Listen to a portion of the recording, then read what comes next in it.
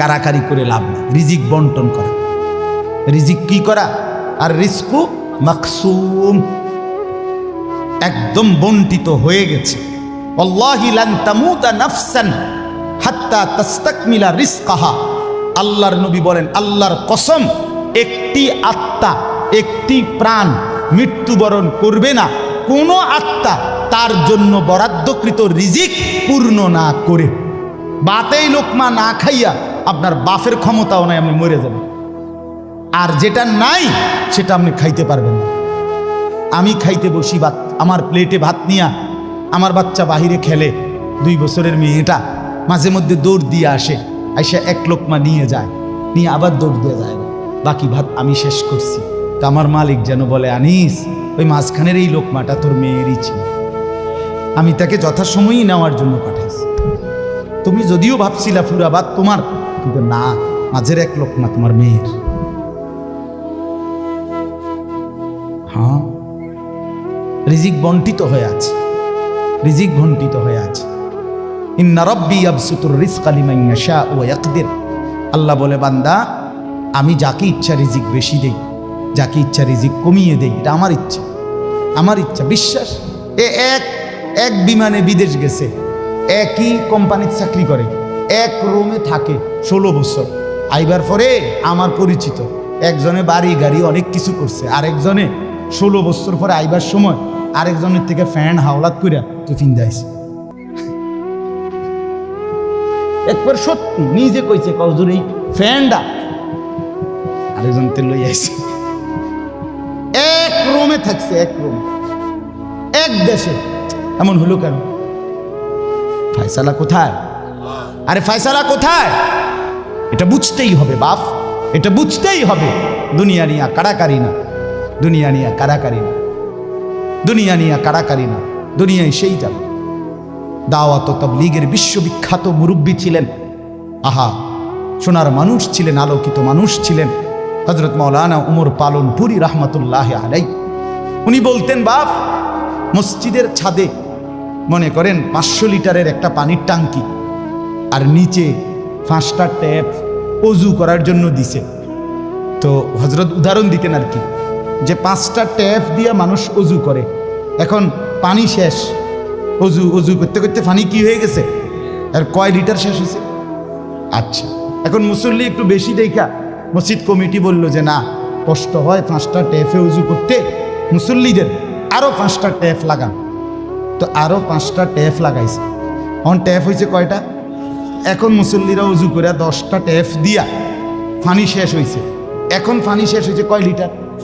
ধরো মিয়া, আগে না 5টা থাকতে না 500 লিটার, এখন 1000 লিটার। কি লেগে 1000 লিটার? এই কথাটা বুঝছেন কি না বলেন? ওইখানে টাঙ্কি কয় লিটার, এনে ট্যাপ যদি আরো 10টাও বাড়ায়, পানি শেষ হয়েছে কদ্দুর? এই কথা, এটা আপনি যত দাম দেয় বাড়ান, শেষ পর্যন্ত একত্র করলে এই 18টি হয়, 318 অথবা কি 9 দুগুণে 18। কথা বুঝছেন? হয়তো 3 খানে 6 করে 18 হয়েছে, আর অথবা 9 9 18 হয়েছে, আর অথবা ডাইরেক্ট 18। তার মানে 18 ঠিক, হয়তো 318 অথবা 9 দুগুণে 18 অথবা ডাইরেক্ট কি, মানে আমনে দান্দা বাড়াইয়া লাভ, বাড়াইতে হইব ওই টাঙ্কি আসমানে, বাড়াইতে হবে। কোরআনুল কারীমে স্পষ্ট কোরআনের আয়াত আছে, অফিস সামাই রিজকুকুম, একটা ডাইরেক্ট বাংলায় কইছে আল্লাহ। আমার শায়েখ আরিফ বিল্লাহ হাকিমুন নফস আল্লামা মুফতি মুশতাকুন নবী কাসিমি, এ হুজুর মাঝে মাঝে মহব্বতে এই কথাটা বলে। কোনো কথা একদম খুব স্বাভাবিকভাবে যখন আল্লাহ বলছেন, মনে হয় যেন বাংলায় বলছে। আল্লাহ বলে, অফিস সামাই রিজকুকুম, বান্দা, তোমাদের রিজিক আসমানে, আসমানে, আসমান। কোথায় বলেন না? এ খেতে না, গার্মেন্টসে না, মেলে না, ফ্যাক্টরিতে না, এগুলো সব আল্লাহর ফায়সালায়, আসমানি ফায়সালায় এখানে উৎপাদিত হচ্ছে। আল্লাহ আমাদেরকে বুঝ দান করেন। আমি আমার এই কথাটাই হৃদয়ের সবটুকু দিয়ে বুঝাইতে চেষ্টা করলাম। শুধু কেবল দুনিয়া নিয়ে কারাকারি করা না, শুধু নিয়ে দুনিয়া নিয়ে ব্যস্ত না, জিন্দিগি বাপ আমার। যুবক ভাই, তোমার কাছে আমার অনুরোধ, মুরব্বী বাবা আপনাদের কাছে আমার অনুরোধ, কাজে লাগাইলেও এই হায়াত নষ্ট করে দিল এই হায়াত, বন্ধু গড়লেও এই হায়াত নষ্ট করলো এই হায়াত। না আপনি আবার ফিরে আসবেন, না আমি আবার ফিরে আসব। দোস্ত আমার, হায়াতকে কদর করে, জিন্দিগিকে কদর করে। আর আসবেন না আপনিও, আর আসবো না আমিও। এবার আমার এই আয়াতের তর্জমাগুলো শুনেন, তাইলে আমার কথা শেষ। আমি কয়েকটা আয়াত, ছোট্ট ছোট্ট আয়াত, 15টা আয়াত পড়ছি। অল্প সময় আমি কথা শেষ করে দিচ্ছি। মূলত এখানে 29 নম্বর পারা, কোরআনুল কারীমের 75 নম্বর সূরা। সূরাটার নাম হলো কিয়ামাহ, মানে কিয়ামত। কিয়ামত আর কি, এই শব্দটা, এই সূরাটার নাম। কোরআনুল কারীমের মধ্যে পুরা কোরআনে 30 পারা কোরআনে মৌলিক আলোচ্য বিষয় হলো 3টা, মোটা দাগে। এই 3টারই বিস্তারিত আলোচনা ব্যাখ্যা হলো কোরআন। 3 কথা মূল আলোচনা কোরআন: তাওহীদ, রিসালাত, আখিরাত। কোন তো কি কইছি? এই 3 কথা পুরা কোরআনের বক্তব্য। এই 3 কথা আমাদের প্রিয় নবী সাল্লাল্লাহু আলাইহি সাল্লামের 23 বছরের সমস্ত কথা, জিন্দিগির খোলাসা। বুঝছেন কিনা? পুরা ইসলামের সারাংশ এই 3টা কথা: তাওহীদ, রিসালাত, আখিরাত। তাওহীদ কি? তাওহীদ হলো লা ইলাহা ইল্লাল্লাহ, এই ঈমান, এই কালেমা। লা ইলাহা ইল্লাল্লাহর যত দাবি, লা ইলাহা ইল্লাল্লাহ এটা আপনার কাছে যা যা দাবি করে এই সবটা আদায় করা, পালন করা, এটা তাওহীদ। লা ইলাহা ইল্লাল্লাহ এই কথা আপনার কাছে দাবি করে শুধু এই শব্দটা মুখস্থ রাখবেন আর বাকি যা মন চা তাই করবেন, এটা না। লা ইলাহা ইল্লাল্লাহ আপনার কাছে দাবি করে যে তাওহীদ মানে একত্ববাদ। এক আসমানে, 7 আসমানে, 7 তবক জমিনে, কায়নাতের যেখানে যা তা হচ্ছে শুধু একজনের ইচ্ছায়, তিনি আল্লাহ। আমার মাথার চুল থেকে পায়ের নখ পর্যন্ত, আমার দেহের ভিতর বাহির নিয়ন্ত্রিত হচ্ছে শুধুই একজনের ইচ্ছায়, তিনি আল্লাহ।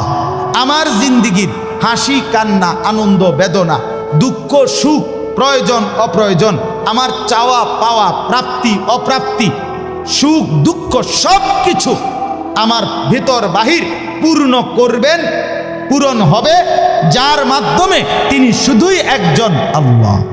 এটাই তাওহীদ। এই কথা দিলে বসান, এই কথা দিলে বসান। দাওয়াত ও তাবলীগের সাথীরা এই পৃথিবী ঘুরে ঘুরে সবচেয়ে বেশি আল্লাহর বান্দাদের কলজার মধ্যে এই কথাটা বসাইতে চায়। সকালেও বলে, জোহরের পরে বলে, আসরের পরেও বলে, মাগরিবের পরেও বলে, মাখলুক থেকে কিছু হয় না। ভাই, মাখলুক থেকে কিছু হয় না, মাখলুক কিছুই করে না। ডানে বামে উপরে নিচে আমরা যেখানে যা দেখি এগুলো কিছুই করে না, করে যা শুধুই আল্লাহ আল্লাহ আল্লাহ। এই কথা টানা 40 দিন কলিজার মধ্যে বসায়, টানা 120 দিন 4 মাস কলিজার মধ্যে বসায়, লোকটার দিলে বসে যায়, জিন্দিগি সুন্দর হয়েছে। হ্যাঁ, এটা পরীক্ষিত, দেখো পরীক্ষিত পরীক্ষিত। এই জন্য ওলামায়ে কেরামের তত্ত্বাবধানে, নিজ নিজ অঞ্চলের সংখ্যাগরিষ্ঠ ওলামায়ে কেরামের তত্ত্বাবধানে, মশওয়ারায়, পরামর্শ নিয়ে দাওয়াত ও তাবলীগের সাথে জুড়ে থাকবেন। বলেন ইনশাআল্লাহ। 2, 3, 4 ফেব্রুয়ারি বিশ্ব ইজতেমা। জানেন? 2, 3, 4 ফেব্রুয়ারি বিশ্ব ইজতেমা। বলেন কত তারিখ? ফেব্রুয়ারি। ফেব্রুয়ারি কর না কেন? 2, 3, 4 ফেব্রুয়ারি। বলেন কত তারিখ? বিশ্ব ইজতেমা। আল্লাহ কবুল করেন। আপনারা আমরা সবাই যাব ইনশাআল্লাহ। তো বলতেছিলাম, এই তাওহীদ লা ইলাহা ইল্লাল্লাহ এটা কলিজার মধ্যে বসানো। নবী সাল্লাল্লাহু আলাইহি সাল্লাম বলেন, আল্লাহর নবী বলছেন, ওয়ালাম আন্নাল উম্মাতা লাউ ইজতামাআত আলা আন ইয়ানফাউকা বিশাইইন লাম ইয়ানফাউকা ইল্লা বিশাইইন কাদ কাতাবাহুল্লাহু লাক। আল্লাহর নবী বলেন, উম্মত শোনো, গোটা পৃথিবী যদি একত্রিত হয়ে সিদ্ধান্ত নেয় তোমার একটু উপকার করবে, কিছুই করতে পারবে না, তোমার কেবল সেই উপকারটাই হবে যেটা আল্লাহ তোমার জন্য তাকদীরে আসমান জমিন সৃষ্টির 50,000 বছর আগে লিখে রেখেছে। ওয়ালা বিজতামাউ আলা আন ইয়াদুররুকা বিশাইইন কাদ কাতাবাহু লাম ইয়াদুররুকা ইল্লা বিশাইইন কাদ কাতাবাহু আল্লাহু আলাইকা। সবাই মিলে যদি এটাও সিদ্ধান্ত নেয় তোমার একটি ক্ষতি করবে, বিপদে ফেলবে, মুসিবতে ফেলবে, আল্লাহর নবী বলেন কোনো মুসিবত তোমার আসবে না, আসবে কেবল সেই মুসিবতটাই যেটা আল্লাহ তোমার জন্য তাকদীরে লিখে রেখেছেন। রুফিআতিল আকলাম ওয়া জাফফাতিস সুহুফ। নবীজি বলেন এই কথার পরে তাকদীরে, যেমন এইখানে হিলফুল ফুজুল যুব সংগঠন নাগরাপাড়া ফৈটাদি, এরপরে আর লেখা নাই, আসেনি এরপরে নিচে দিয়ে আর কিছু, এখানে এসে লেখা এটা কি হয়েছে, শেষ হয়েছে। আল্লাহ তাআলা রসুল বলেন তাকদীরের লেখা এই গোটা আল্লাহর সৃষ্টি, আল্লাহ ব্যতীত যত সাই সব কিছুর তাকদীর আছে। বুঝেন নাই কথা? এটা আল্লাহ ব্যতীত যত কিছু সব কিছুর কি আছে? এই গাছ মাছ, আকাশ জমিন, হ্যাঁ, এই মশা মাছি পিঁপড়া যা কিছু আছে আল্লাহ সৃষ্টি, নদী সাগর সব কিছুর কি আছে? তাকদীর আছে। এই নদীতে কতদিন জোয়ার আসবে এটা লেখা আছে, কতদিন ভাটা আসবে এটা লেখা আছে। তাকদীর শুধু মানুষের না, তাকদীর মা সেওয়াল্লাহ, আল্লাহকে বাদ দিয়ে যা সব কিছুর তাকদীর আছে। ও পিঁপড়ারও তাকদীর আছে। এবার আমার থেকে বাচ্চা গেছে গায়েন, এবার টিপ দিয়ে মেরে গেছে, ঠিক কিনা বলেন না? হ্যাঁ, মশা আমারে কামড়াইয়া গেছে, আমি পারছি না ধরতে, এবার মেরে গেছে। এই তাকদীর লেখা আছে, ফয়সালা আছে। তো এই কথার পরে যে মাখলুক তোমার কোনো উপকারও করতে পারবে না, মাখলুক তোমার কোনো ক্ষতিও করতে পারবে না, এই কথা লেখার পর আল্লাহ তাআলা তকদির লেখার যেই কলম এটা উঠাইয়া ফেলছে, তকদির লেখার যে কালি এগুলো ফেলাই গেছে, মানে এরপরে আর কথা নাই। এই কথার উপরে তকদির শেষ হয়েছে যে মাখলুক কিছুই করে না, হাও না নাও না, পক্ষেও না বিপক্ষেও না, যা করে কে করে? আল্লাহ। আল্লাহ আল্লাহ করে, আল্লাহ। বলে তো ডাক্তারে চিকিৎসা করলে রুগী ভালো হয়, এই ডাক্তারে চিকিৎসা করলে রুগী মারাও যায়। যে হাসপাতালে রুগী সুস্থ হইয়া বাড়ি যায়, এই হাসপাতাল থেকে রুগী মইরা অ্যাম্বুলেন্সও, ঠিক কিনা বলেন না? তাহলে বুঝা গেল মাখলুক থেকে। কার থেকে? এই সহজ কথা বললাম, তাওহীদ। এটা রিসালাত কি? রিসালাত হলো মুহাম্মাদুর রাসূলুল্লাহ সাল্লাল্লাহু আলাইহি ওয়াসাল্লাম। তার মানে মাথার চুল থেকে পায়ের নখ, জিন্দিগির পুরাটা, এই দেহের সব কিছু, এবং আমার জীবনের একেবারে ঘর থেকে দেশ জাতি রাজনীতি, ঘর পরিবার সমাজ, আচার আচরণ, বাজার ব্যবসা, লেনদেন, হাসি কান্না, আয় উপার্জন, সামাজিকতা, অনুষ্ঠানাদি, পাড়াপড়শি, সমাজের আমার জিন্দিগির, আমি এক মানুষ জীবনে যা করব, ঘরে কিংবা বাইরে, হাটে কিংবা মাঠে, বাজারে কিংবা ব্যবসায়, আয়ে কিংবা লেনদেনে, দেশে কিংবা রাজনীতিতে, সব কিছু একজন রসূল মুহাম্মদ সাল্লাল্লাহু আলাইহি সাল্লাম উনার দিক নির্দেশনায়, উনার সুন্নাতে, উনার তরিকার উপরে করা, এভাবে জীবনটাকে গঠন করা, এটার নাম রিসালাত। এটার নাম রিসালাত। কোনোভাবেই বাপ এই কথা বলার কোনো সুযোগ নাই, ইসলামকে কোনো একটা জায়গার মধ্যে সীমাবদ্ধ করার কোনো অনুমতি নাই। এটা ঈমান থাকবে না, ঈমান থাকবে না। সোজা কথা, হুজুর এর দূর পর্যন্ত কইতে পারবেন, এর বেশি যাইবেন না, না, এই কথা বলার সুযোগ নেই। এটা কুফরি, কুফরি। ইসলামকে রাজনীতিতে টাইনে আইনেন না, ইসলামকে এলাকার টাইনে আইনেন না, ইসলামকে বাজারে টাইনে আইনেন না, ইসলামকে হাটে টাইনে আইনেন না, ইসলামকে ওইখানে না না। এটা যদি আপনি বিশ্বাস করে কন, এটা যদি আপনার কলজার থেকে কইয়া থাকেন, আপনার ঈমান নেই। কথা বুঝেন না? সাবধান। হ্যাঁ, অপ্রিয় হইতে পারে কোনোটা, কোনোটা আপনার অপছন্দ হইতে পারে, কোনোটা আপনার গায়ে লাগতে পারে, কোনোটা আপনার নেগেটিভ হইতে পারে, কিন্তু এর মানে ইসলাম, আল্লাহর কোরআন, শরীয়তের বিধান, রাসূলুল্লাহর সুন্নাহ, জিন্দেগি আপন ধারায় চলতে দিতে হবে। আল্লাহ আমাদেরকে বুঝ দান করে। কোনো কিছুতে এই দাড়ি রাসূলুল্লাহ সাল্লাল্লাহু আলাইহি সাল্লামের বিধান কিনা? কথা বলেন না, বিধান কিনা? আপনি এটাকে তুচ্ছ তাচ্ছিল্য করলে হবে, আপনি এটাকে অবজ্ঞা করলে, হ্যাঁ হুজুর আর ওয়াজ নাই, ঘুরে ফিরে কেবল দাড়ির কথা বলতেছেন, আর কোনো আছে, এটাও একটা ওয়াজ। আপনি এটাও শুনেন, এরপর একটু শুনেন, অসুবিধা কি? আরো কম আপনি থাকলে তো আমি আরো কম, অসুবিধা কি? কথা বুঝেন নাই? আমি এই কথাটা আমি এটা কি বুঝাইতে চাইলে, এটা কি বলতে চাই? আমি একবার একজনকে বলছিলাম যে আমি এই বলতে পারবো না, ওই বলতে পারবো না, একটা কাগজ লিখে দিছে উনি, এডি কম যাইত না। আমি মাশাআল্লাহ, যেডি কওয়া যাবে না, এরপরে নিচে লিখে দিছে কোরআন সুন্নাহর কথা বলবেন। তো আমি বললাম এগুলো তো বাদ দিলাম, কোরআন সুন্নাহর কথাগুলো এডি বাদ দিয়া কি হইতে পারে?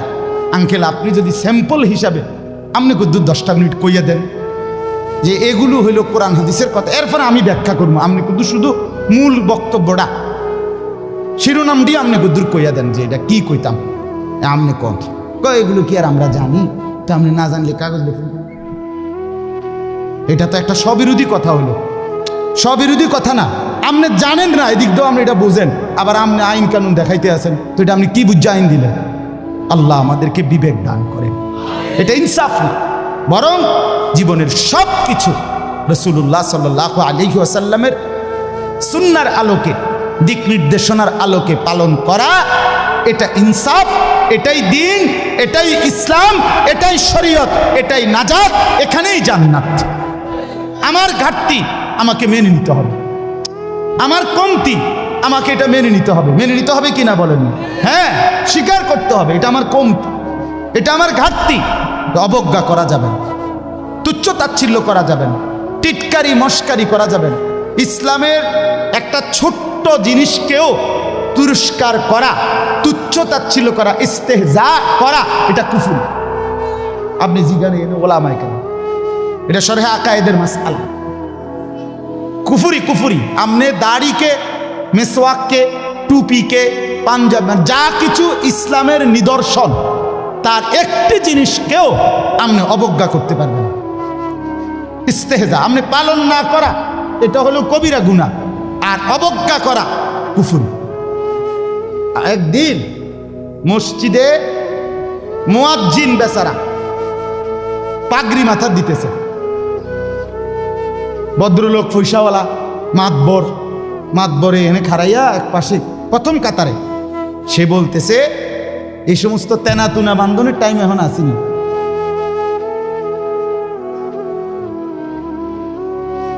বুঝছেন? হে প্রথম কাতারে পয়সা ওরা টাইলসের টিয়া দিছে, বুঝেন না কথাটা?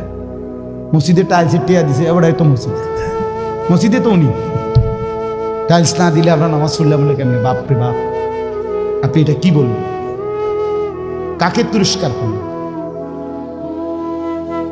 আমার এই দুই চোখে আমি দেখছি, এই চোখে ভদ্রলোক কোটি কোটি টাকার মালিক, প্রাইভেট ব্যাংকের ভাইস চেয়ারম্যান, উনি জানাজা পড়ছে। জানাজার আগে ইমাম সাহেব, স্থানীয় একজন ইমাম সাহেব কবরের আযাবের দুইটা কথা কইছে। ওই উনি একটু 4-5 মিনিট বলাতে 2-4 জন নেতা বক্তব্য দিতে পারে না। হইতে পারে না যে জানাজার আগে দিয়ে কুদুর কথা কয়, কথা বুঝছেন কি? এটা কোনোভাবেই সুন্নত না, সুন্নত কোনো তরিকা না, কেমনে চালু হয়ে গেছে।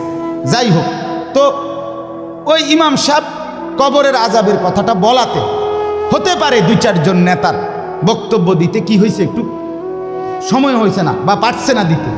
এই জায়গাটা নইলে আরো 2 জন দূর কথা কইতো, ওই ভুল উচ্চারণে কইতো, আরে কুল্লু নাফসিন যায়কাতুল মউত। আপনি এতটি জানাজা পড়েন, আপনি দূরে এই লাইনটাও ঠিক করতে পারলেন না। এই কথাটা কমপক্ষে ঠিক করতেন যে আমি যেহেতু প্রায় জানাজা ফরন লাগে, হ্যাঁ এটা তো কদ্দূর ঠিক করি না, এইটাও করতে পারেন। তো যাই হোক, উনি ডাইকা ইমাম সাহেবকে বলতেছে, আমি নিজে দেখছি, উনি ডাইকা বলতেছে, হুজুর কবরের আযাবের মিথ্যা ভয় দেখিয়ে লোকদেরকে আর কতদিন বোকা বানিয়ে রাখবে? মুসলমানের বাচ্চা জানাজা পড়ছে,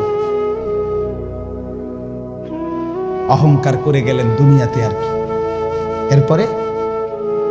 এরপরে মরতেন না, আপনি মরতেন না, আপনি কবরে যাইতেন না শেষ পর্যন্ত, না ফেরেশতা আপনারে দেখবে না কবরে। আল্লাহ আমাদেরকে বুঝ দান করে।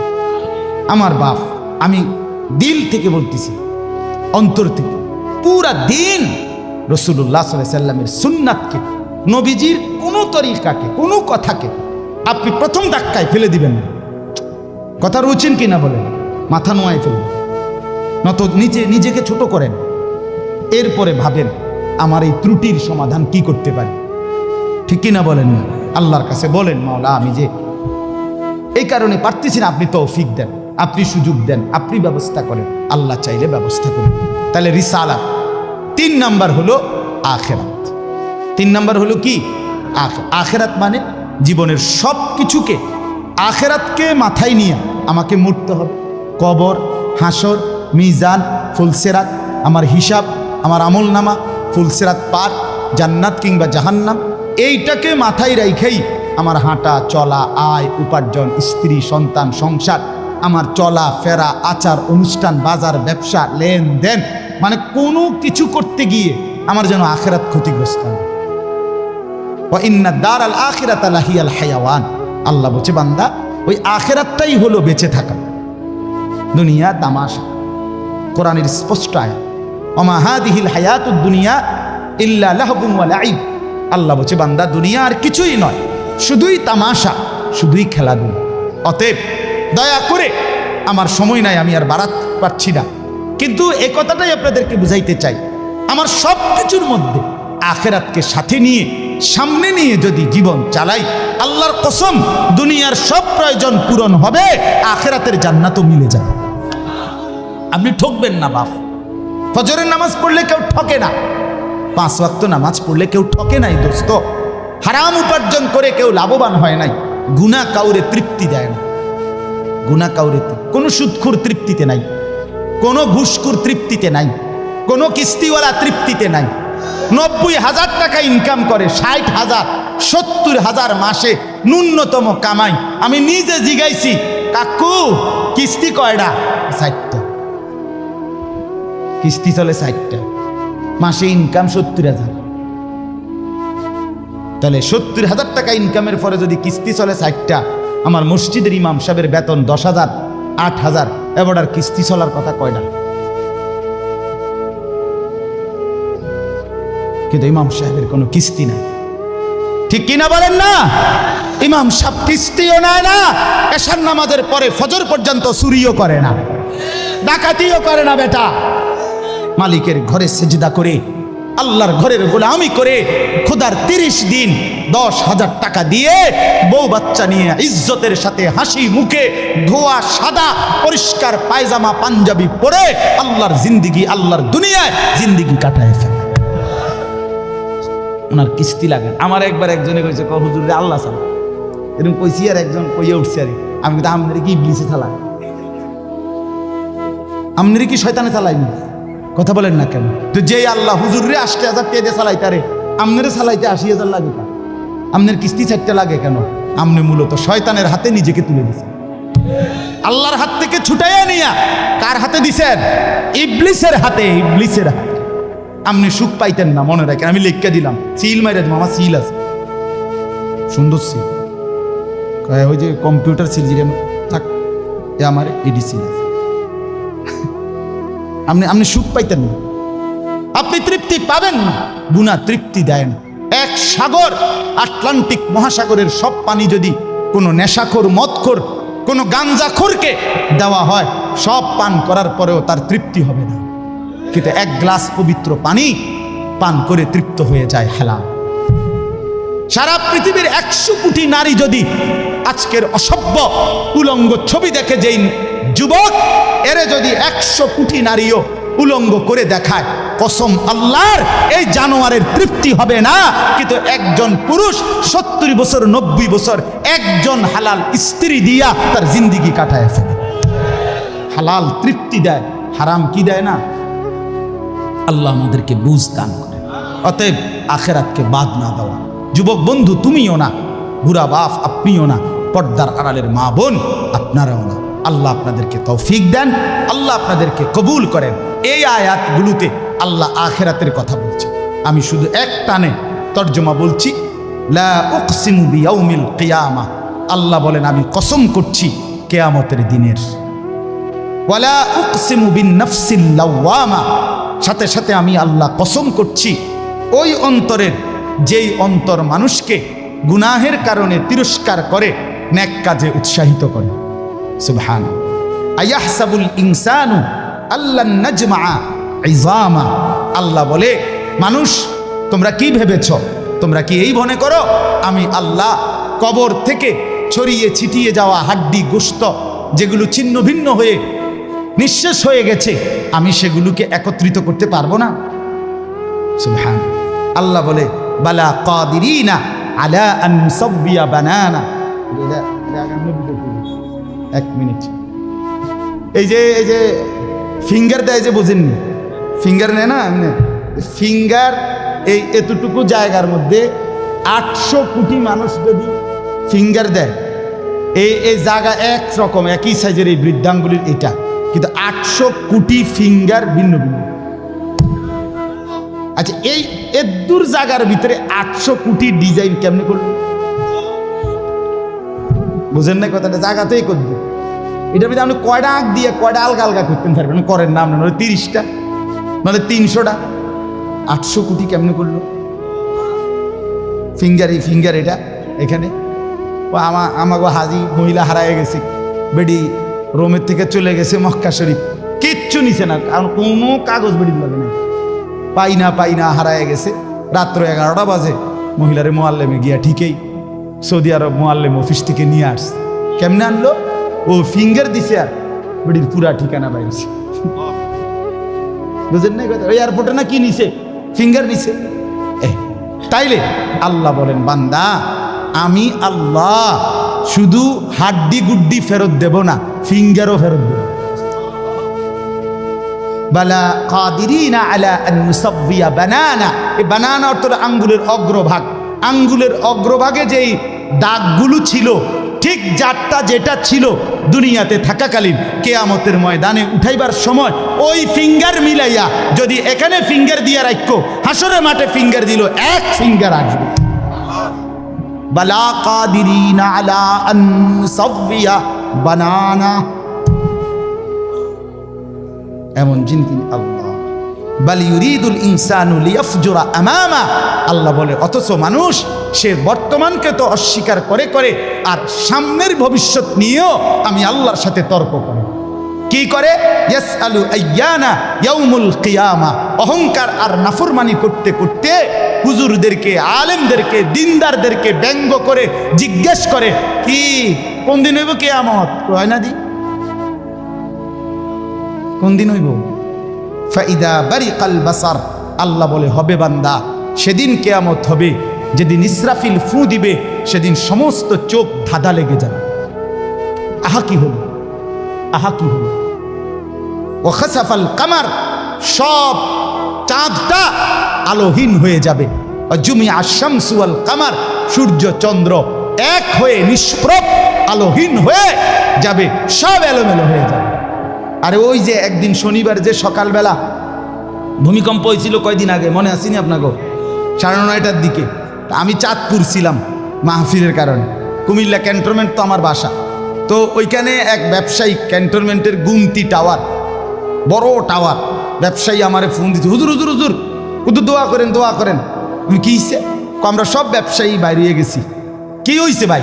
কয় এখানে আমরা আপনার ভূমিকম্প হয়েছে, সব বাইরে হয়ে গেছে। আমি বললাম না ভাই, দোয়া করে আমার কোনো লাভ নাই, কারণ আমার এনো লড়ে, কে কারে দোয়া করে, আমার এনো তো কি হইতেছে, লড়ছে তো আমি আপনার কি দোয়া করতাম? আমি তো দৌড়ের উপরে আছি, ঠিক কি না বলেন না কেন? হ্যাঁ, আল্লাহ বলেন কিয়ামতের ইসরাফিলের ফু দিলে জমিনের ভূমিকম্প এমন সব নড়বে একসাথে। অজুমি আশ-শামসু ওয়াল কামার ইয়াকুলুল ইনসানু ইয়াউমাইদিন আইনাল মাফার। কোটি কোটি মানুষ তখন পাগলের মতো দৌড়তে দৌড়তে বলবে আইনাল মাফার, পালাবো কোথায় ভাই, দাঁড়াবো কোথায়, দাঁড়াবো কোথায়? ওই বেটাও বলবে সব নড়ে, ইনিও বলবে সব নড়ে, যেদিকে দৌড়াই সব নড়ে নড়ে নড়ে, সব নড়ে ভূমিকম্পে, কিয়ামতের ভূমিকম্প। আল্লাহ বলেন কাল্লা লা ওয়াজার, না বান্দা জমিনে আজ আর কোথাও আশ্রয় নাই, আজ আর ঠাই নাই। ইলা রব্বিকা ইয়াউমা ইদিনিল মুস্তাকার, আজ শুধুই তোমার রব আল্লাহর কাছে আছে। কার কাছে? ইউনাব্বাউল ইনসানু ইয়াওমাইদিন বিমা কদ্দামা ওয়া আখার। এবার আল্লাহ বলেন, আজ আমার কাছে ফিরিয়ে নিয়ে কিয়ামতের ময়দানে প্রত্যেককে জানানো হবে তুমি নিজের হায়াতে যা কিছু আমল করেছো আর তোমার পরে তোমার নামে যা কিছু আমল চলেছে সব কিছু তোমাকে জানানো হবে।